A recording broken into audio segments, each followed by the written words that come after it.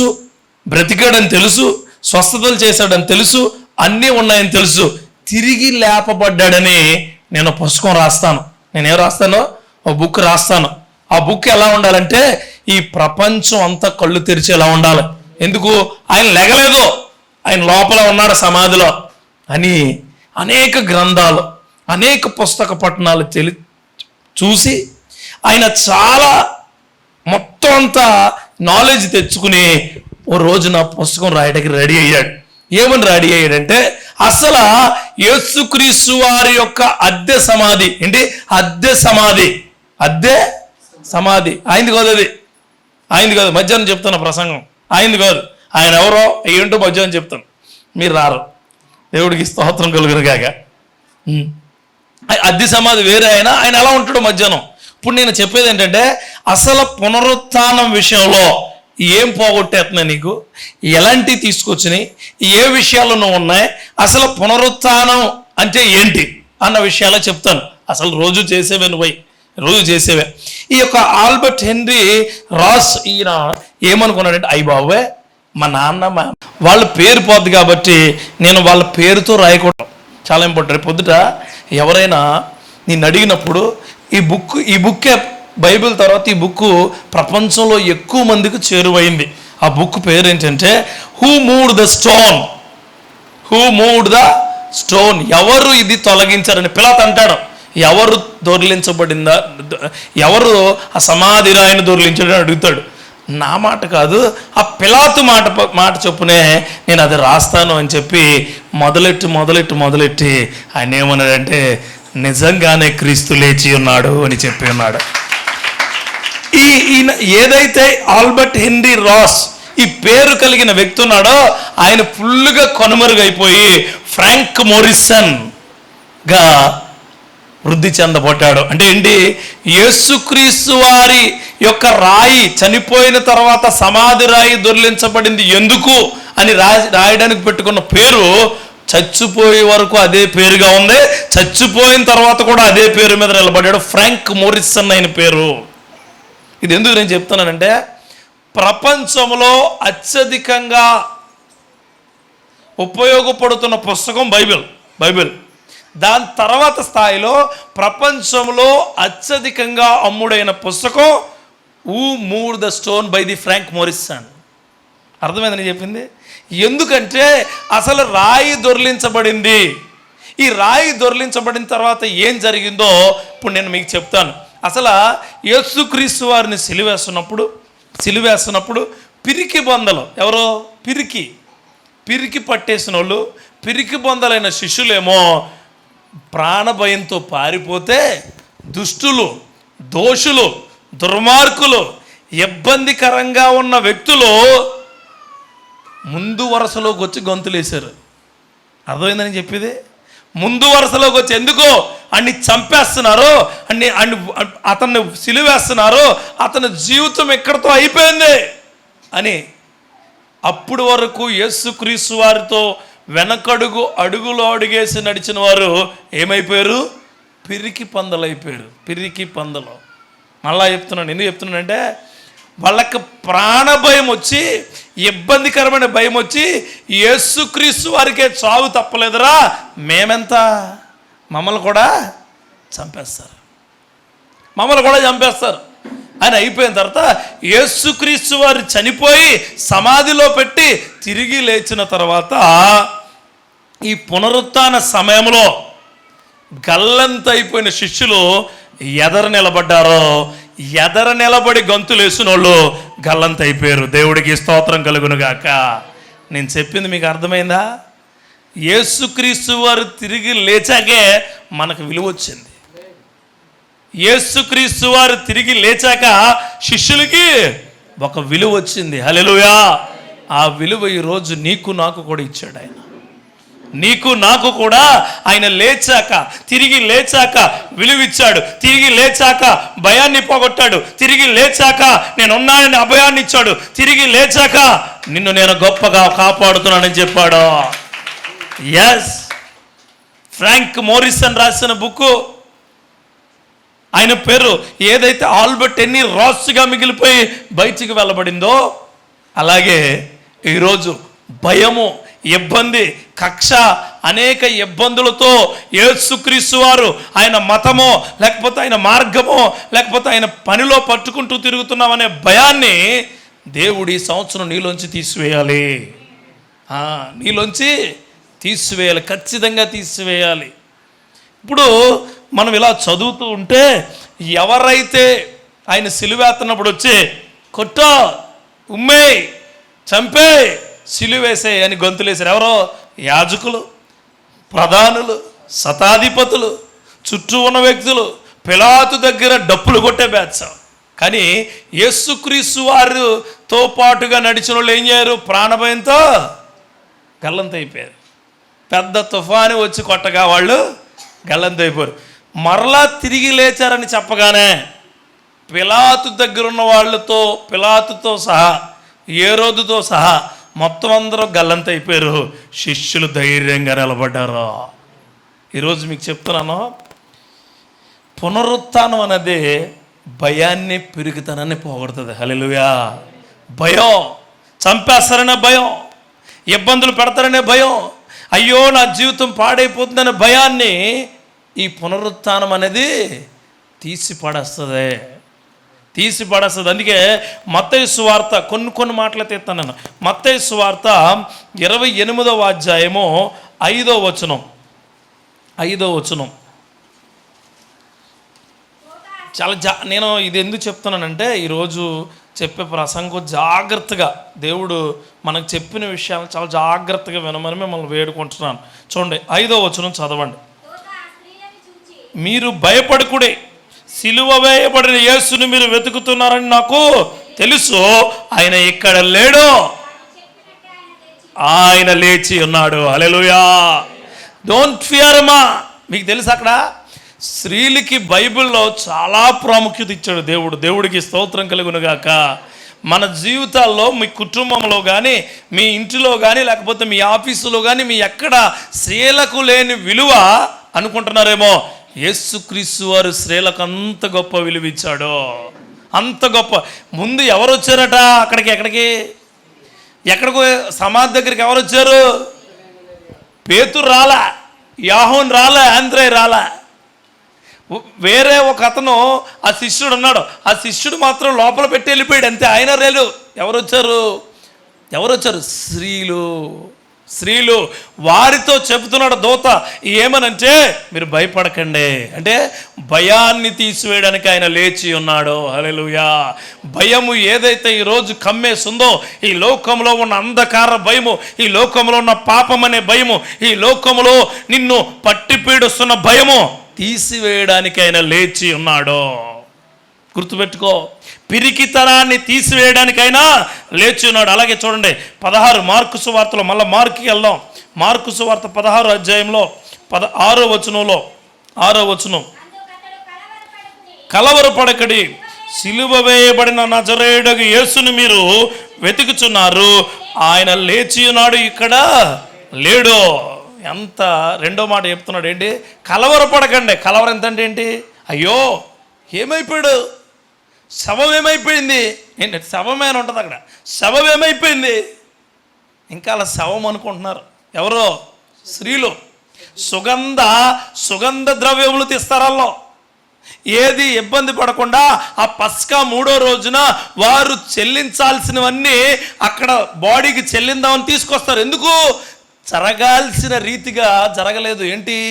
సమాధి కార్యక్రమం అలా జరిగిందా? ఎవరు లేరు. ఎవరున్నారో? నారబట్ట పట్టుకొచ్చిన ఆయన ఆ అద్దె సమాధిలో తెచ్చి పెట్టేసాడు అంతే, ఇంకేమీ పెట్టలే. స్త్రీలు మిగిలిన ఫార్మాలిటీ చేద్దామని తెచ్చారు. ఎక్కడ? దూరం నుంచి చూస్తూ అయ్యో వీళ్ళు వెళ్ళిపోతారేమో, వీళ్ళెవరు లేని సమయంలో వచ్చి దూరం నుంచి చూసి, ఇప్పుడైనా కనీసం ఈ పట్టుకెళ్ళి మనం ఏం చేద్దాం, అక్కడంతా శుద్ధి చేద్దాం అనుకున్నారు. కానీ వాళ్ళు అక్కడికి రాగానే ఏం చెప్పారు తెలుసా? లేచి ఉన్నాడు. హల్లెలూయా. కలవరపడకండి, బాడీని ఎవరు పట్టుకెళ్ళా, కలవరపడకండి, అయినా లేచి ఉన్నాడు. అదే అధ్యాయంలో 10వ వచనంలో ఉంటుంది చూడండి. 10వ వచనంలో దుఃఖపడి ఏడ్చుచుండగా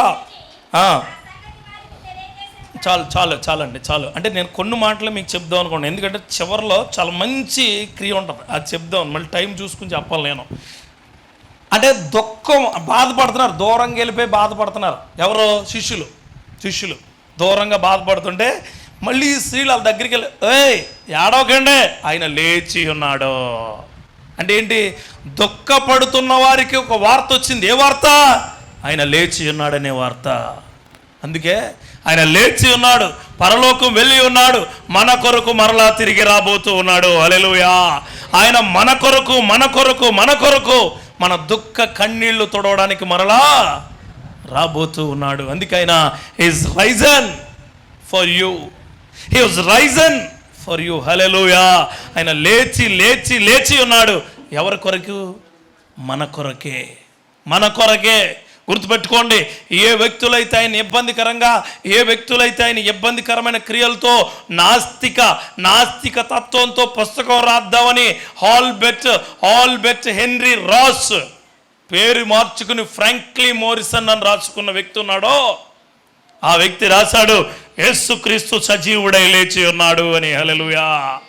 యేసుక్రీస్తు సజీవుడై లేచి ఉన్నాడు. చెప్పండి, నా యేసు నా భయాన్ని పోగొట్టకు లేచాడు, నా యేసు నా పిరిగితనాన్ని పోగొట్టకు లేచాడు, నా యేసు నా కన్నీళ్లను పోగొట్టడానికి లేచాడు, నా యేసు నా కలవరింతను పోగొట్టకు లేచాడు, నా యేసు నాకు పట్టి పీడుస్తున్న అనేక రుగ్మతలను వదిలించడానికి లేచి ఉన్నాడు. మన కొరకే లేచి ఉన్నాడు ఆయన. కింద అదే వచనం 10వ వచనంలో చివరంట చూడండి, ఆమె వెళ్ళి ఆ సంగతి వారికి తెలియజేస్తును, ఆయన బ్రతికున్నాడనియు ఆమెకు కనపడిననియు వినిన వారు నమ్మరాల్లో. ఎందుకు నమ్ముతారు? చచ్చిపోయాడని నమ్ముతున్నారు, సమాధి చేశారని నమ్ముతున్నారు, సిలువ వేశారని నమ్ముతున్నారు, ఆ సిలువలో రక్తం కార్చారని నమ్ముతున్నారు. లేచాడంటే నమ్మలేకపోతున్నారు. అందుకే మీకు చెప్తున్నాను, ఫ్రాంక్ మోరిసన్ కూడా అంతే. చిన్నప్పటి నుంచి he is a Born Christian. వాళ్ళ తండ్రి చాలా గొప్పగా ఉండేవాడు, వాళ్ళ తల్లి చాలా గొప్పగా ఉండేది, వాళ్ళ అన్నగారు కానీ వాళ్ళ చెల్లి కానీ చాలా సూపర్గా ఉండేది. మీరు గూగుల్ చేస్తే తెలుస్తుంది. ఫ్రాంక్ మోరిసన్ అని కొడితే ఆల్బెర్ట్ హెన్రీ రాస్ అని వస్తుంది. వాళ్ళ తండ్రి పేరు జోసెఫ్ అని, తల్లి పేరు మేరీ అని. అలా వస్తూ చదువుతుంటే అనేక వందల పుస్తకాలు రాశాడు. నాస్తికుడు అయిపోయాడు చివరికి. ఎందుకు అయిపోయాడంటే చుట్టూ ఉన్నవాళ్ళు పోరు భరించలేక. అలాంటి వ్యక్తి, అనేక పుస్తకాలు రాసిన వ్యక్తి పేరు రాలే. ఏ పేరు మీద రాశాడు అతను?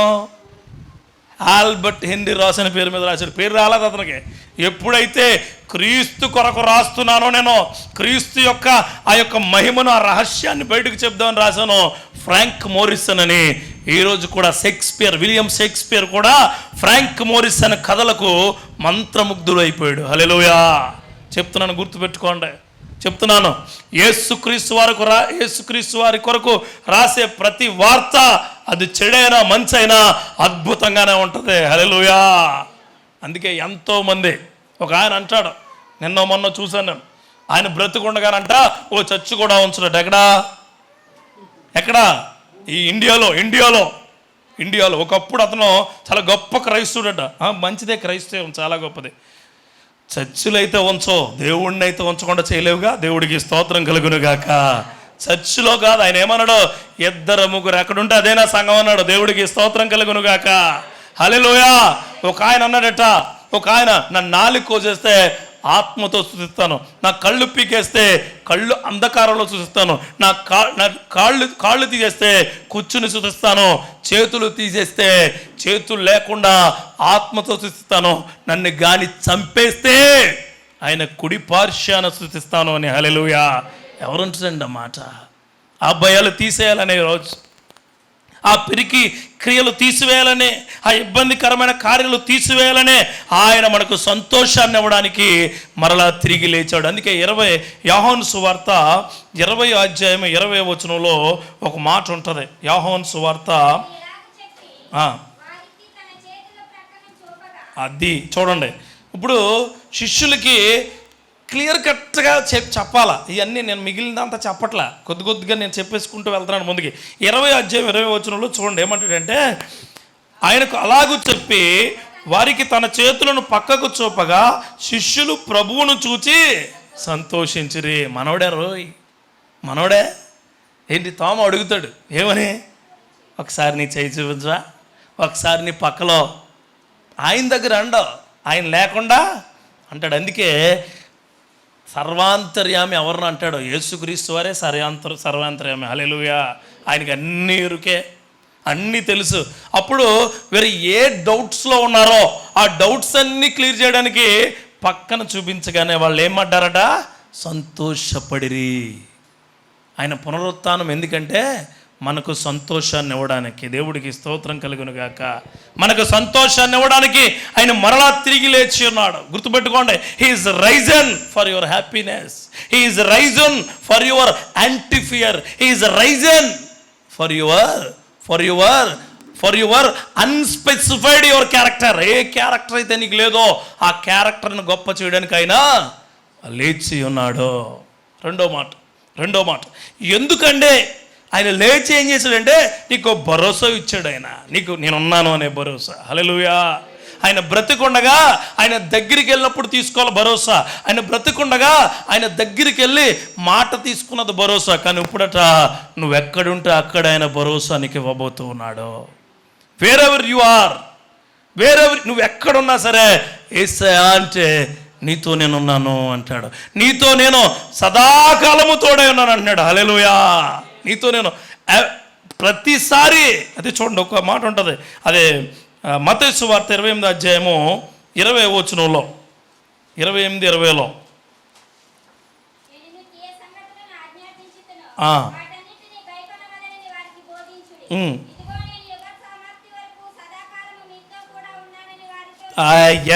ఆయన చెప్తున్నాడు భరోసా ఏంటంటే నువ్వేం చేసినా నేను నీకు తోడుగా ఉంటాను. యేసయ్య మనకి ఎప్పుడు తోడుగా ఉంటాడండి. ఇప్పుడు ఆ బుక్ రాశాడు అనగా ఆయన పేరే, నేను లాస్ట్ వరకు ఎవరు ఆయన పేరు, ఫ్రాంక్ మోరిసన్. ఆయన ఏం చేసినా సదాకాలం ఆయనకు తోడుగా ఉన్నాడు. హల్లెలూయా. సదాకాలము తోడై ఉంటాడు. నీ చదువుల్లో, కుటుంబాల్లో, ఇంటిలో, నువ్వు ఉన్న క్రియల్లో సదాకాలము నీకు తోడుగా ఉంటాడు. ఎప్పుడు ఆయన చెప్పిన పనులను చేసినప్పుడు. అంతేగాని ఈరోజు సమాధి దగ్గరికి వెళ్ళి 2 కొవ్వొత్తులు వెలిగించేసి రంగేసేసి ఎంత దారుణంగా ఉంటుందో తెలుసా? ఈరోజు ఏముండదు, లోపల ఏముంటుంది? ఏముండదండి. మీకు తెలుసా, 3వ రోజునే మన శరీరం ఏమవుతుందట, కుళ్ళిపోవడం. అందుకే 3వ రోజున లేచాడు ఆయన. హల్లెలూయా. 3వ రోజునే కుళ్ళిపోతాయట.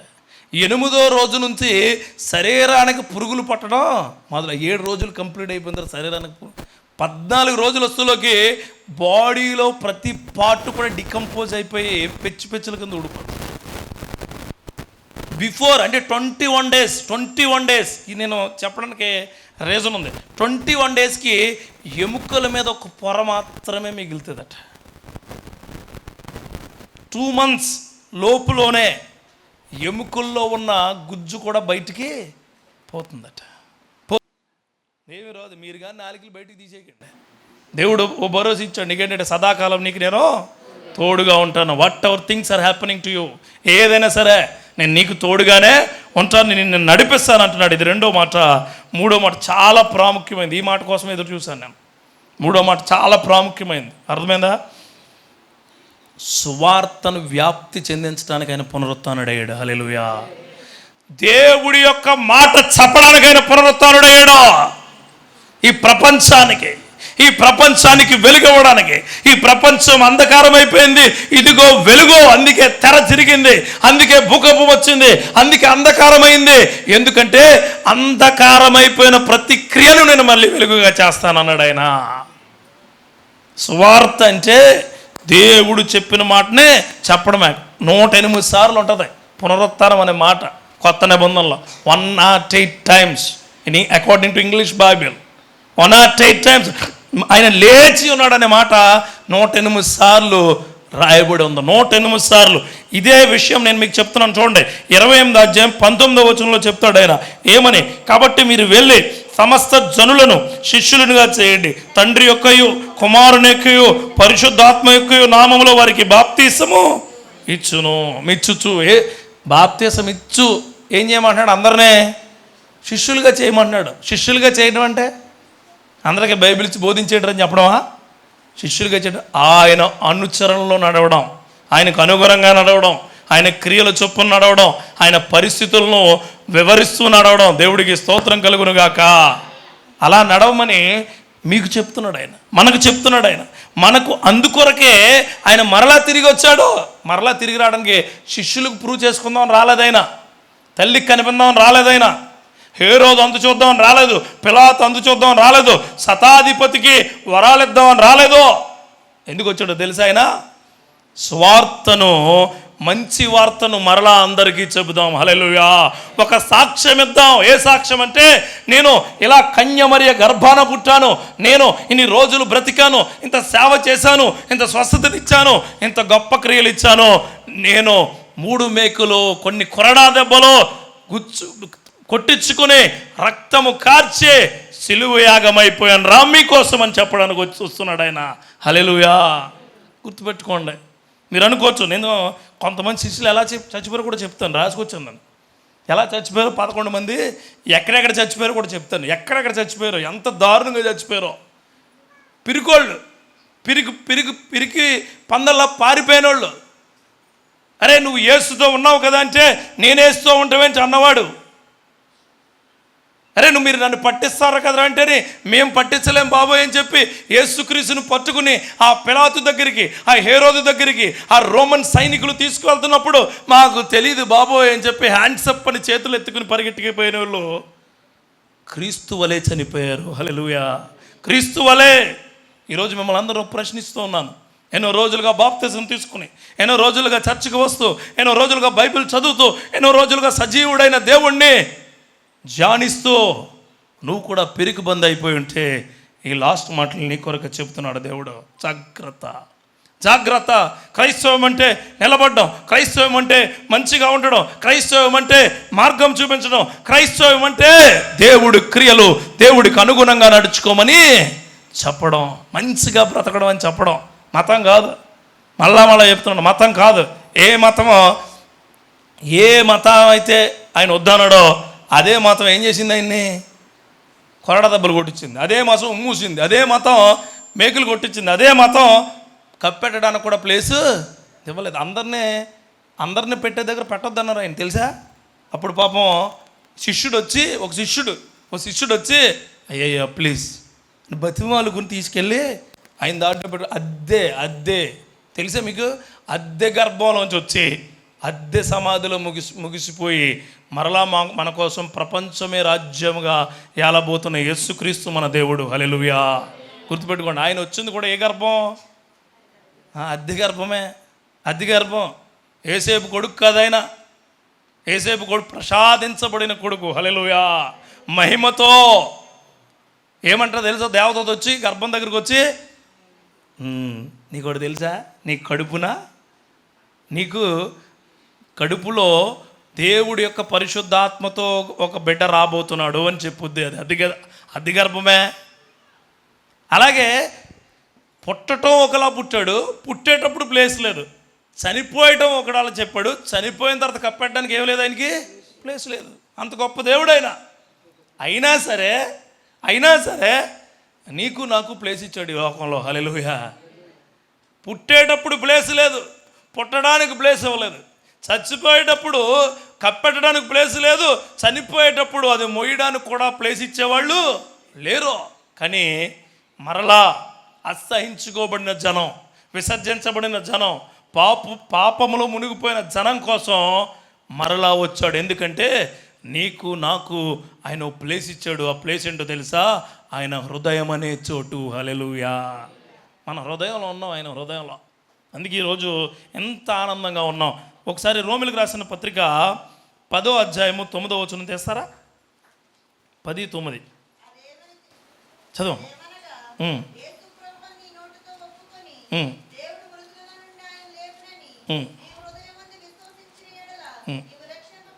నువ్వు రక్షింపబడదు. ఎలాగనగా అమ్మా ఆమె కొద్ది 9వ అధ్యాయము 9 కాదు 4వ అధ్యాయంలో 25వ వచనంకి వెళ్ళడమ్మా.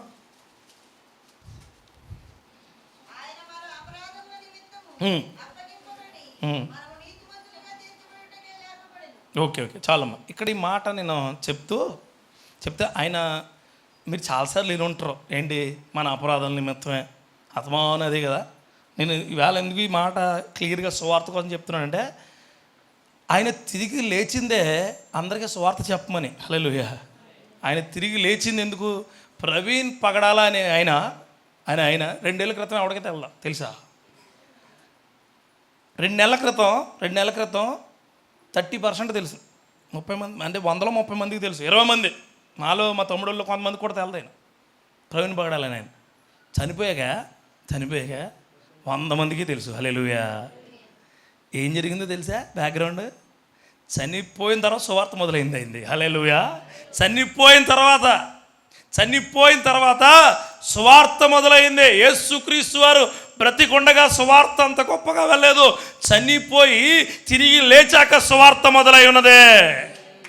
ఆ సువార్తే మనల్ని చెప్పమన్నాడు ఆయన. ఆ సువార్తే డిఎల్ మూడే అనే ఆయన అమెరికాలో ఒకసారి ప్రసంగం చేస్తూ వాళ్ళ శిష్యులు మా లెక్కే, అన్నలకే ఉన్న లెక్కే మా లెక్కే శిష్యుల్ని ఏర్పరచుకుని, అరే సర్వలోకానికి వెళ్ళి సర్వ సృష్టికి సువార్త ప్రకటించాలంటే అందరూ చెప్పి ఆయన పుట్టుక చెప్పారు, స్వస్థతలు చెప్పారు, ఆయన ఎలా ఉన్నారో చెప్పారు, ఎలా బాగుపరిచారో చెప్పారు. అంతా చెప్పి టైం అయిపోయిందని, అరే బాబు మీ అందరికి రేపు రండి, రేపు ఆయన తిరిగి లేవడం అని చెప్తాను అన్నాడట. అప్పుడు డిఎల్ మూడే వాళ్ళందరిని లోపల పిలిచి బెల్ట్తో చెత్తకొట్టేసి, ఒరే సువార్త అంటే రేపు చెప్తాను అనేది ఉండకూడదు, ఈవేళ చెప్పేయాలి. దేవుడికి స్తోత్రం కలుగును గాక. ఈరోజే చెప్పాలా? రేపు చెప్తాను, ఎల్లుండి చెప్తాను, అవతల ఎల్లుండి చెప్తాను, మీకు నాకు అవసరమైనప్పుడు చెప్తాను కదా, ఈరోజే చెప్పాలి. రేపు ఏం జరుగుద్దో నీకు తెలియదు, నువ్వు ఉంటావో పోతావో తెలీదు. చెప్పాల్సినప్పుడు చెప్పడమే. అప్పుడు నుంచి డిఎల్ మూడే అనే వ్యక్తి కానీ, డిఎల్ మూడి చుట్టూ ఉన్న వ్యక్తులు కానీ సువార్తను ఎట్లా చెప్పేవారు తెలుసా? మొదలుపెట్టి చివర పెట్టి ఆమెనని వరకు ఏం చెప్పాలా అని చెప్పేసి వెళ్ళేవారు. దేవుడికి స్తోత్రం కలుగును గాక. అందుకే చాలామందికి సువార్త తెలియని వాళ్ళు ఇంటికి వెళ్ళి, నువ్వు టైం వచ్చినప్పుడు చెప్తానండి, టైం రావాలా ఏంటట? రాదు ఎప్పటికీ. వాళ్ళకి చెప్పడానికి టైం ఎప్పటికీ రాదు. టైం చూసుకుని చెప్పాలండి, లేకపోతే అమ్మో ఏంటి టైం చూసి అప్పు అడుగుతున్నావు, నువ్వు టైం చూసుకు అడగడానికి అప్పు అడుగుతున్నావా? లోన్ అడుగుతున్నావా? లోను ఎప్పుడు అడుగుతారు బ్యాంక్ మేనేజర్ని? మూడ్ బాగుండాలా, ఏసీ బాగుండాలా, ఆయన టీ తాగుతూ ఉండాలా, అప్పుడు బాగా ఉంటే మేనేజర్ గారు అని చెప్పి నువ్వు వెళ్ళి చేతులు ఇలా నిమురుకుంటే అప్పుడు ఏంటి అని అడుగుతాడు అనమాట. అదే లోన్ అండి. సీరియస్గా ఉన్నాడు అనుకో బ్యాంక్ మేనేజరు, బయటన్న ద్వారపాలకుడిని అడుగుతారు, అంటే అటెండర్ని అడుగుతారు, ఏమని మూడ్ ఎలాగుంది? మూడ్ చూసి చెప్పేది కాదు సువార్త అంటే. హల్లెలూయా. నీ మూడ్ను మార్చడానికి చెప్పేది సువార్త. దేవుడికి స్తోత్రం కలుగును గాక. హల్లెలూయా. చెప్తున్నాను, గుర్తుపెట్టుకోండి. సువార్త చెప్పడానికి ఆయన చెప్పాడు. డిఎల్ మూడి అనే భక్తుడు చెప్తున్నాడు ఏమని? నువ్వు ఏది చెప్పాలనుకుంటున్నావు అది చెప్పే. ఆ చెప్పడమే ప్రాముఖ్యమైనదే. చెప్పే క్రియ నీకున్నదే. ఎవరికైనా ఫ్రెండ్స్లో అయినా, మన ఫ్యామిలీ మెంబర్స్ అయినా, మన చుట్టూ ఉన్న ప్రజలైనా చెప్పే మాట చెప్పడమే. ఆ మాట క్రీస్తు మాట అయి ఉండాలి. ఆమేన్. చెప్పండి, అస్సలు ఆగొద్దు, చెప్పాలా. యేసు లేచాడు ఎవరి కొరకు? నీ కొరకే. ముందు ఎలా చెప్పు? నీ కొరకే లేచాడు ఆయన. ఎందుకు నా కొరకు? నీ కొరకు లేచాడో, నీ పాపాన్ని పట్టుకెళ్ళడానికే మళ్ళా లేచాడు ఆయన. క్రీస్తు ఎందుకు చనిపోయాడు? నీ కొరకే చనిపోయాడు. ఎందుకు చనిపోయాడు? నీ పాపాలన్నీ భారమైపోయి చనిపోయాడు. నువ్వు మోయలేవని చెప్పి మరలా లేచి నీ దగ్గరికైనా వచ్చాడు. సువార్త అంటే బైబుల్ పట్టుకెళ్ళి స్తోత్రం చెల్లి అది కాదు. సువార్త అంటే హల్లెలూయా అది కాదు. సువార్త అంటే క్రీస్తు కొరకు మంచిగా వార్త చెప్పడం. హల్లెలూయా. క్రీస్తు కొరకు క్రీస్తు ఏం చేశారు? క్రీస్తు ఎలా బ్రతికాడు? క్రీస్తు నీ కొరకు ఏమై ఉన్నాడు? క్రీస్తు నీ కొరకు ఆయన ఏం చెయ్యబోతున్నాడో చెప్పేదే సువార్త. ఆ సువార్త చెప్పే హృదయము, సువార్త చెప్పే క్రియలు దేవుడు నీకు ఇవ్వాలి. అందుకే చెప్తున్నాను చూడండి. ఇప్పుడు మనం సువార్త చెప్పేవాళ్ళు చెప్తున్నప్పుడు చచ్చిపోయేవాడిని అత సాక్షి అంటారో. నేను కానీ ఆయన కానీ మీలో రేపు ఎవరైనా క్రీస్తు వార్త చెప్పడం అంటే క్రీస్తు సాక్ష్యమే చెప్తున్నాం. దేవుడికి స్తోత్రం కలుగును గాక. క్రీస్తుకు జరిగిన క్రియలో వివరిస్తూ ఉన్నదే క్రీస్తు యొక్క సాక్ష్యం. హల్లెలూయా. అదే ఇక్కడ చూడండి. మొట్టమొదటిది ఈ జబదయి కుమారుడైన యాకోబు క్రీస్తు శకం అంటే 44వ సంవత్సరంలో ఎఫెసు అనే పట్టణంలో గొప్పగా బోధిస్తూ కొన్ని వేల మందికి సువార్త చెప్తుంటే రోమన్ సైన్యం యెరూషలేము నగరం నుంచి దగ్గరగా 48 గంటలు ప్రయాణం చేసి అలా గుర్రం మీద వస్తూ పీకి నరికి వెళ్ళిపోయారు. ఎవరినే జబదయి కుమారుడగు యాకోబుని ఫస్ట్ అతను చంపేశారు. ఫస్ట్ 44వ సంవత్సరంలో అతను ఏం చెప్తున్నాడు రా బాబు అంటే, క్రీస్తు మన కొరకు నిద్రలేచి ఉన్నాడు. అనేక మంది క్రీస్తు లేచాక నిద్రపోయారు కానీ మరలా లేవలేదు అని చెప్పాడు. హల్లెలూయా. అందుకని ఆయన ఏం చేశారు, అలా వస్తూ అలా నరికి వెళ్ళిపోయారు. రెండో మనిషి క్రీస్తు శకం 54వ సంవత్సరంలో ఫిలిప్పు అనే భక్తుణ్ణి ఆఫ్రికన్ కంట్రీస్లో భయపెట్టారు, బ్రతిమాలారు, హెచ్చరించారు, అయినా వెంటలేదని చెప్పి కొరడాలతో 125 కొరడాలతో దాదాపు 250 మంది అంటే మార్చి కొట్టేవారు అనమాట. అతను చుట్టూ ఉండి కొట్టి ఈడు చచ్చిపోయాడు రా బాబు అంటే అప్పుడు ఫిలిప్ అంటాడు, నన్ను కూడా సిలువేసేయండి అని. మేకులు లేవు మా దగ్గర అంటారు ఎవరో ఆఫ్రికన్స్, మేకులు లేవు అంటే చెట్టు తాళ్ళు ఉంటాయి కదా, అవి కట్టి చంపేయండి అన్నారు. చచ్చిపోయాడు. అలాగే ఆఫ్రికన్ కంట్రీలో ఇప్పుడు కొరకు సెయింట్ ఫిలిప్ అనే వ్యక్తి అద్భుతమైన సెయింట్గా కీర్తింపబడ్డాడు. దేవుడికి స్తోత్రం కలుగునుగాక. హల్లెలూయా. ఇక మూడో వ్యక్తి ఈ 12వ శిష్యుడు వచ్చేసిన తర్వాత ఒక శిష్యుడిని చేర్చుకున్నాడు. ఆ శిష్యుడి పేరేంటి? మత్తయి, పౌలు. ఈ మత్తయిని బోధిస్తూ ఉంటే మేకలు, గొర్రెలు, గేదెలు, ఆవులు కట్ చేసే కత్తులు ఉంటాయి కదా, ఆ కత్తితో 400 పైబడి మనుష్యులు వచ్చి మెడను తెగ నరికి పర్షియన్ రాజుకి ప్లేట్లో పట్టుకెళ్ళారు. పర్షియన్ రాజుకి. మత్తయి సువార్త చెప్పడం అంటే ఈజీ కాదు, సువార్త చెప్పడం అంటే సులభమేం కాదు. అదే సమయంలో 2500 మంది మత్తయి చుట్టూ వచ్చి ఎందుకు చంపేశారు అని అడిగితే 2500 మందిని కూడా పర్షియన్ రాజు ఒకే చోట చంపేయమని చెప్పాడు. నరమేధం. ఎందుకు? సువార్త చెప్పడమే కాదు, వింటే కూడా చంపేస్తాం. ఇది ఎందుకు చెప్తున్నాను తెలుసా? ఇండియాలో కొన్ని రోజుల్లో ఇది మనం చూడబోతున్నాం. జాగ్రత్త. ఇండియాలో కొన్ని రోజుల్లో మనం ఖచ్చితంగా ఆల్రెడీ యూపీలో చూస్తున్నాం, ఎంపీలో చూస్తున్నాం, మిజోరాంలో చూస్తున్నాం, మణిపూర్లో చూస్తున్నాం. మణిపూర్లో హైయెస్ట్ క్రిస్టియన్స్ ఉంటారు. దేవుడి క్రియలు బాగా సాధు సుందర్ సింగ్ అనే వ్యక్తి మణిపూర్లో ఎక్కువ సేవా పరిచయం చేశాడు. ఈరోజు మణిపూర్లో తిమోతి అనే పాస్టర్ గారిని పొడిచి లోపలికి మరలా ఇంకో ఆయుధం పెట్టి కెలికి చంపేశారు. వాక్యం చెప్తుంటే మీకు ఇంకా చాలా బాగా దేవుడి సువార్త చాలా బాగుంది మనకి. ఈయన మూడవ శిష్యుడు. ఇక నాలుగవ శిష్యుడు పేతురుని రోమా నగరంలో రోమీలకు సువార్త చెబుతున్నప్పుడు ఈ రోమా నగరంలో అరే బాగుపడండిరా, అరే మీరు బాగుపడకపోతే చచ్చిపోతారా, మీ పాపం మిమ్మల్ని మింగేస్తుందంటే మేము చచ్చిపోవడం ఏంటంటే కాళ్ళకు 2 కాళ్ళకు తాడేసి పైకి లాగి చంపేస్తుంటే నన్ను యేసుక్రీస్తు వారిలా సిలువేయకండి అయ్యా, తలకిందులుగా సిలువేయమన్నాడు. ఎవరో బండ అనబడే పేతురు. ఈరోజు మనం సువార్త వింటున్నాము, సువార్త లోపలికి వెళ్తుందంటే అనేకమైన కార్యాలు జరిగినాయి. ఇక 5వ వ్యక్తి ఉన్నాడు. క్రీస్తు శకం 72వ సంవత్సరంలో తద్దయి అనే యోధ సిలువేసి చంపేశారు. అదే ఇశ్రాయేలు పట్టణంలో. అదే మనిషిని, బర్తలోమై అనే మనిషిని క్రూరంగా చెట్టు కొమ్మల్ని సూదిగా చేసి గుచ్చి అదే చెట్టు కొమ్మతో సిలువేశారు. ఎలా చచ్చిపోయారు తెలుసా మీకు? వాళ్ళందరూ ఎలా చచ్చిపోయారు తెలుసా మీకు? ఈరోజు మనం చదువుకుంటున్న ఈ యొక్క కార్యాలన్నీ తెలుసా మీకు?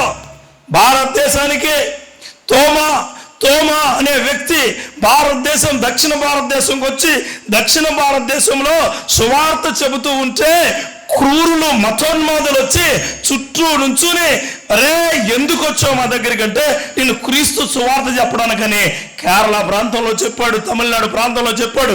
ఈ తమిళనాడులో తదైకం అనే ప్రాంతానికి ఆయన నడుస్తూ ఉండగా నలుగురు మనుషులు ప్రార్థన చేయమని వచ్చి, ప్రార్థన చేయండి అంటే ఈయన ప్రార్థన చేస్తుంటే ఒక్కొక్కరు 2 ఈటలతో పొడిచి చంపేశారు తోమాని. పొడిచి ఎక్కడ? మన ఇండియాలో తోమా మనకి ఇండియాకి ఏం పట్టుకొచ్చాడు? సువార్త పట్టుకొచ్చాడు. ఫస్ట్ తోమా మన ఇండియాకి సువార్తను మోసుకుంటూ వచ్చాడు. ఇది 6వ వ్యక్తి. ఇది ఎవరు? 7వ వ్యక్తి. 8వ వ్యక్తి సీమోను. 72 క్రీస్తు శకం అంటే 72వ సంవత్సరంలో సీమోను అక్కడ అతన్ని ఫిలిప్పుని చంపేశారు రా బాబు అంటే, ఫిలిప్పుని ఎందుకు చంపేశారు అంటే, సీమోను ఫిలిప్పు ఫ్రెండ్స్, చాలా గొప్పగా ఉండేవారు. ఎందుకు చంపేశారు రా బాబు అంటే, అయ్యి బాబాయ్ నేను కూడా వెళ్తాను అక్కడికని. అక్కడికి వెళ్తే ఒరే నువ్వు వచ్చావురా అని చెప్పి ఇతను కూడా వెళ్ళకెలా పడుకోబెట్టి సిలువేశారు. ఎవరిని? సీమోన్ని. సువార్త నార్మల్గా రాలేదండి మన దగ్గరికి. సువార్త ఈ లోకానికి నార్మల్గా రాలేదు. క్రీస్తు చనిపోయినప్పుడు, క్రీస్తుని పట్టుకున్నప్పుడు ఏ శిష్యులైతే తిట్టామో, ఏ శిష్యులైతే పిరికి వాళ్ళుగా పారిపోయారో, ఏ శిష్యులైతే భయంతో వెనక్కి వెళ్ళిపోయారో, అదే శిష్యులు హతసాక్షులుగా నిలబడ్డారు మన ముందు. హల్లెలూయా! ఎవరిచ్చారండి ధైర్యం? అది క్రీస్తే. ఎవరిచ్చారు ఆ ధైర్యం? క్రీస్తు ఇచ్చిన ధైర్యం. ఈరోజు మనకు కూడా ఆ ధైర్యాన్ని అడగాల. చూడండి 9వది, యేసు సోదరుడు 94 సంవత్సరాలు వచ్చిన తర్వాత సువార్త చెబుతూ ఉంటే నిలబడి సువార్త చెబుతూ ఉంటే, ఆస్ట్రియా అనే ప్రాంతంలో సువార్త చెబుతూ ఉంటే పెద్ద బండరాయి తీసుకుని ఆ బండరాయిని గట్టిగా వెనక్కి లాగి మెదడును కొడితే ఆ బండరాయి లోపల ఉండిపోయి మెదడు బయటకు వచ్చేసింది. సువార్త ఎన్ని హతసాక్షులు మీకు తెలిసి ఉండో తెలిసిపోతున్నాడు. నేను ఎందుకు చెప్తున్నాను, ఈరోజు ఎంత ఇబ్బందికరమైన పరిస్థితులు వాళ్ళ చావుల్ని మనం చూసాం. ఈరోజు హతసాక్షులు 2500 మంది హతసాక్షులు శిష్యులు. దేవుడు మరలా తిరిగి వచ్చాడు అంటే, నేను లేచి ఉన్నానురా, మీరు నా కోసం చనిపోతే నేను మరలా మిమ్మల్ని కూడా లేపుతాను, I will be rise you అన్నాడు ఆయన. అన్నాడు. ఎందుకు ఇంత గట్టిగా మీకు చెప్తున్నానంటే, దేవుడు అంత గొప్పవాడు. అలాగే 10వ వ్యక్తి యోహాను ఏం చేశారంటే, ఆ టైంలో పస్కా పండుగ నిర్వహిస్తున్నప్పుడు పెద్ద గంగాలలో పెట్టి అన్ని పిండి వంటలు వేపేవారు. వీడిని తీసుకెళ్ళి పిండి వంటలు పెడతాను, సువార్త చెప్పండి అంటే, సువార్త చెబుతుంటే 2 కాళ్ళు 2 చేతులు పట్టుకుని దేనిలో ఎగించేశారు? నూనెలో వేపేశారు. ఎవరిని? యోహాను గారిని. ఏం తెలుసండి మనకి? ఏం తెలుసు? అంత గొప్ప హతసాక్షులు అయిపోయారు. అపోస్తులైన పౌలు గారిని తల మీద కత్తితో కొడితే శరచ్ఛేదనంతో చచ్చిపోయాడు ఆయన. అపోస్తులైన పౌలు. ఈరోజు మీకు చెప్తున్నాను, దేవుడి యొక్క నామంలో కుటుంబం కొరకు పారిపోలేదు వాళ్ళు, కుటుంబాలు చక్కదిద్దుకోవాలని పారిపోలేదు వాళ్ళు, పరిస్థితులను చక్కదిద్దుకోవాలని పారిపోలేదు వాళ్ళు. క్రీస్తు కొరకు మరలా ఈ లోకంలోకి వెళ్ళి స్వార్థను చెప్పడానికి నిర్ణయించబడ్డారు. హల్లెలూయా! అందుకే మీకు చెప్తున్నాను, చాలా జాగ్రత్తగా సువార్తను చెప్పాలి అంటే చెప్పాలి సువార్త. ఎప్పుడైతే నువ్వు సువార్త చెబుతావో అప్పుడు నీ శక్తి చాలా బాగుంటుంది. హల్లెలూయా! అందుకే అపోస్తుల కార్యాలు 3వ అధ్యాయం 15వ వచనంలో మాట ఉంటారు.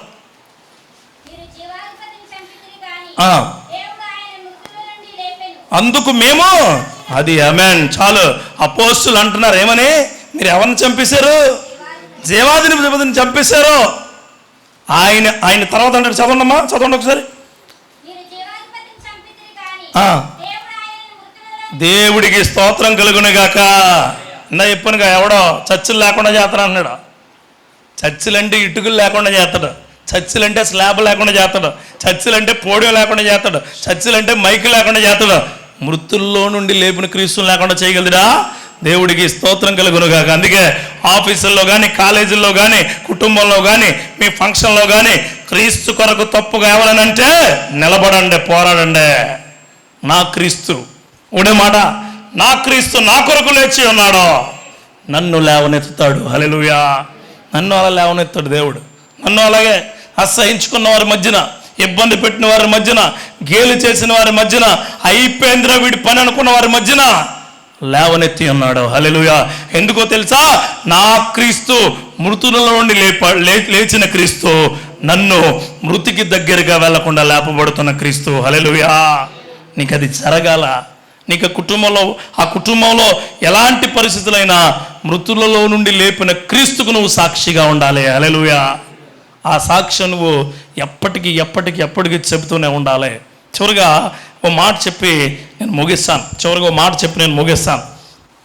అపోస్తుల కార్యాల్లో 1వ అధ్యాయము 11వ వచనంలో వీళ్ళందరూ ఓ మాట అంటారు, మీరెందుకు నిలిచి ఆకాశం వైపు చూస్తున్నారు? ఏ రీతిగా పరలోకంకు వెళ్ళుట మీరు చూచితురో ఆ రీతిగా ఆయన తిరిగి వచ్చినని వారితో, ఆ గలిలయ ప్రాంతంలో అక్కడి నుంచి వచ్చిన వాళ్ళందరూనే పరలోకం వైపు చూస్తున్నారు. వస్తాడేమో. శిష్యులు అంటారు, హే అట్ట కాదు, ఎలా వెళ్ళాడో అలాగే వస్తాడు మళ్ళీ ఆయన. దేవుడికి స్తోత్రం. అందుకే అక్కడికి వెళ్తే పిల్లలు పుడతారు, ఇక్కడికి వస్తే పిల్లలు పుడతారు, ఆ అరటిపండు తిరిగితే పిల్లలు పుడతారు, ఆ తైలం తాగితే పిల్లలు పుడతారు. మరి యేసుక్రీస్తు ఇచ్చేది ఎప్పటికైనా ఇస్తాడు. ఆమేన్. యేసుక్రీస్తు చేసేది ఎప్పటికైనా చేస్తాడు. కూతురు ఎగ్జామ్స్ కోసం తల్లి 7 రోజులు ఉపవాసం ఉందట. తెలుసామే? అదే మీరు కూడా ఉంటారు అలాగే, అందుకే తెలిసాను అడుగుతున్నాను. ఒకవేళ మీ పిల్లల కోసం మీరు ఉపవాసం ఉంటే పిల్లలకు మార్కులు వస్తాయో రాదో నా తెల్లది, కానీ మీకు నీరసం వస్తుంది. అది ఉపవాసం ఉండడం అంటే చెప్తున్నాను, మళ్ళీ చెప్తున్నాను. ప్రభువా, నా బిడ్డ చదువుతుంది, మార్కులు ఎక్కువ రావాలా, ఈ కాదు, నా బిడ్డ చదువుతుంది, జ్ఞానం ఇవ్వి, ఏ అవాంతరం రాకుండా కాపాడో, నీ కృపాక్షేమంలో ఆమెకు తోడుగా ఉంచో. ఇది బిడ్డ కూడా అదే చేయాలి ప్రార్థన. మామూలుగా పిల్లలకి ప్రార్థన చేయించడం నేర్పండి, పిల్లలకి విశ్వాసం నేర్పండి, పిల్లలకి స్వార్థ అంటే ఏంటో నేర్పండి, పిల్లలకి నువ్వు క్రిస్టియన్, నువ్వు దేవుడి ఫాలోవర్ అని చెప్పి కృపను నేర్పండి. చెప్పడం వేరు, నేర్పడం వేరు. చెప్పడం అంటే ఎవరైనా వస్తే నమస్కారం పెట్టు అని అత్తమాను చెప్పాలి నువ్వు వాడికి. నేర్పడం అంటే నువ్వు ఎవరికైనా నమస్కారం పెడితే ఆడు కూడా పెడతాడు. అది నేర్పడం. దేవుడికి స్తోత్రం. సువార్త అంటే చెప్పడం కాదు, నీ బిడ్డలకే నువ్వు చేస్తే వాళ్ళు నేర్చుకుంటారు. యేసుక్రీస్తు చేసిన సువార్త శిష్యులు నేర్చుకున్నారు, వాళ్ళు ప్రకటించబడ్డారు, వాళ్ళు క్రీస్తు వలె చంపబడ్డారు, వారు క్రీస్తు వలె మరలా లేవనెత్తబడతారు. దేవుడికి స్తోత్రం. హల్లెలూయా. అందుకే నేను చివరికి ముగించే, సిగ్మండ్ ఫ్రాయిడ్ అని ఓ వ్యక్తి ఉన్నాడు. అతను నిన్ను చూసిన వెంటనే నువ్వు ఎలా ఉంటావో చెప్పేస్తాడు. అంటే మానసిక నిపుణుడు అనమాట. ఈ ప్రపంచంలో సిగ్మండ్ ఫ్రాయిడ్ అనే వ్యక్తి ఓ మాట అన్నాడు, ఈ ప్రపంచంలో ఏ మనిషి అయినా, అంటే మోటివేషనల్ స్పీకర్ అనమాట, చచ్చిపోతున్నాడు నిలబెడతాడు ఆయన. అంత గొప్ప వ్యక్తి సిగ్మండ్ ఫ్రాయిడ్. ఆ వ్యక్తి ఏమన్నాడు తెలుసా? ఈ ప్రపంచంలో ఏ వ్యక్తి అయినా సరే ఓడిపోయేది మరణమే. ఆ మరణం కూడా తేలిగ్గా వస్తుందని ఎవడు అనుకోమాకండి. ఆ మరణం చాలా దారుణంగా వస్తుంది. ఎలాగో తెలుసా? ఈ లోకంలో అన్నిటికంటా దారుణంగా చంపబడిన క్రీస్తు వలే అన్నాడు. హల్లెలూయా. క్రీస్తు వలని ఎక్కడ మాట్లాడో తెలిసింది? ఐక్యరాజ్య సమితిలో ఆయన ప్రసంగానికి పిలిస్తే అన్ని దేశాలు కూర్చుంటే ఆయన చెప్పాడు ఏంటో తెలుసా? ఈ లోకంలో అందరికీ డెఫినెట్గా ఒకటి వస్తుంది, అది మరణం. ఆ మరణం ఎలా ఉంటుంది అనుకుంటున్నారేమో, యేసుక్రీస్తు వారికి వచ్చింది కదా, దానికంటే తక్కువగానే ఉంటుంది. హల్లెలూయా. అంటే యేసుక్రీస్తు వారికి వచ్చిన మరణం ఈ లోకంలో కంట దారుణమైన మరణం. అందుకంటాడు ఆయన, ఆ దెబ్బల చేతనే మనకి స్వస్థత కలుగును. ఆ కొరడా దెబ్బల ద్వారా నీకు స్వస్థత, ఆ క్రియల ద్వారా నీకు స్వస్థత అన్నాడు ఆయన. గుర్తుపెట్టుకోండి నా సోదరుడు, మనకి సిగ్మండ్ ఫ్రాయిడ్ చెప్పిన, ఫ్రాంక్లిన్ మోరిసన్ చెప్పిన మన బాధ మందే. ఏ బాధ? మళ్ళీ గుడ్ ఫ్రైడే వస్తుంది, మళ్ళీ ఈస్టర్ వస్తుంది, మళ్ళీ క్రిస్మస్ వస్తుంది, మళ్ళీ మనం చర్చికి వస్తూనే ఉంటాం, మళ్ళీ వెళ్ళిపోతూనే ఉంటాం. నేను క్రీస్తు పునరుత్థానం వెలుగు చెప్పాను. అసలు పునరుత్థానం అంటే ఏంటి? ఉత్థానం అంటే ఏంటి? తిరిగి పునర్ అంటే రావడం, ఉత్థానం అంటే నిలబెట్టబడ్డం. హల్లెలూయా! తిరిగి వచ్చి నిలబెట్టబడ్డాడు. దేవుడికి స్తోత్రం కలుగునుగాక. ఈయన వచ్చిన విధానం నీలోంచి ఏం పోగొట్టేస్తుంది? భయం, పిరికి. రెండు పిరికి వేరు, భయం వేరు. పిరికి అంటే భయం అంటే చెప్తా. భయం అంటే చెల్లి నా దగ్గర ఉందనుకో, చెల్లి నా దగ్గర ఉంది, చెయ్యి ఎత్తినాక ఇలాగా తుల్లెట్టు పడి ఇలా ఉంటుంది, అది భయం. పిరికి అంటే నేను నుంచుంటే చాలు, బాబు వీడు కానీ చంపేస్తాడేమో అంటే నేను ఏం చేయకపోయినా. ఇంకా మీకు అర్థం కావాలంటే భయం అంటే చీకట్లో మీ పిల్లోడు బయటకు వచ్చి పిల్లిని చూసి బాబోయ్ లోపల, అది భయం. పిరికి అంటే చీకట్లో బయటికి వెళ్తే పిల్లి ఉంటుందో, కుక్క ఉంటుందో, చీకటి ఉంటుందని వెళ్ళడం, నిన్ను రమ్మంటాడు, అది పిరికి. శిష్యులకు రెండో ఉన్నాయి. ఏమున్నాయి? భయము ఉంది, పిరికి ఉంది. పిరికి పోయింది, భయం పోయింది, ధైర్యం వచ్చింది. హల్లెలూయా! రెండోది, శిష్యులకి అప్పుడు వరకు యేసుక్రీస్తు తోడుగా ఉన్నాడు, అప్పుడు లేడు. క్రీస్తు మరలా వచ్చి పట్టుకోమంటే వాళ్ళకి సంతోషం కలిగింది, భరోసా. ఏంటి? ఈ నాతో పాటు ఉన్నాడు. ఈ రోజులో చాలామంది పరిచయం చేద్దామని పాస్టర్ల చుట్టూ ఉంటారు, మా చుట్టూ కూడా ఉంటారు, తమ్ముడాల్లో మేమందరం కలిసి ఉంటాం, పరిచయం చేద్దాం. నిన్ను పొగిడినప్పుడు, నిన్ను గొప్ప చేసినప్పుడు, నిన్ను గొప్పగా అన్నప్పుడు నీకు సంతోషం. నేను ఎంత తిట్టారు అనుకోండి, ఇంకొకసారి చర్చిలో చీపురు కూడా అయినంటది ఆమె. ఏంట తిట్టారు కదా, ఇంకొకసారి చర్చిలో నేను ఏమైనా బాబు ఎవరన్నా అనుకుంటే మరి నేను చేయలేను. అంటే నేను అనేది ఏంటంటే భరోసా అంటే పాస్టర్ గారి కోసమో, పాస్టర్ అమ్మ గారి కోసమో, సంఘం కోసమో కాదు నువ్వు చేస్తుంటా. ఎవరి కొరకు? అది దేవుడి కొరకు. దేవుడికి స్తోత్రం కలుగునుగాక. ఆయనే నీకు భరోసా ఇస్తాడు. దేవుడికి స్తోత్రం. హల్లెలూయా! ఇప్పుడు నేనంటే బాగా ఇష్టం అనుకుందాం, మీకు ఎవరికైనా ఉండకపోవచ్చు, ఒకవేళ ఉంటే నేను వచ్చినప్పుడు నా దగ్గర ఆక్సిజన్ ఉంది అని మీరు ఫీల్ అయితే పీల్చుకుని నేను వెళ్ళిపోయిన తర్వాత మానేదరా? గుండెకు భరోసా ఏంటి? ఆక్సిజన్నే. నేను వచ్చినప్పుడు పీల్చేసుకుని వెళ్ళిపోయినప్పుడు మానేరం, గుండె ఏమైద్ది? బడేలమంటది, చచ్చిపోతా. అదే యేసుక్రీస్తు వారు నీకు ఎప్పుడు భరోసాగా ఉండబోతున్నారు. దేవుడికి స్తోత్రం. రెండో మాట. మూడోది ఏంటి? నువ్వు ఉండడమే ఎందుకున్నావు? సువార్త చెప్పడానికి ఉన్నావు. ప్రతి ఒక్కరూ శిష్యులుగా సువార్త చెప్పడానికి ఉన్నారు. సువార్త చెప్పబడే హక్కు దేవుడు నీకు ఇచ్చాడు.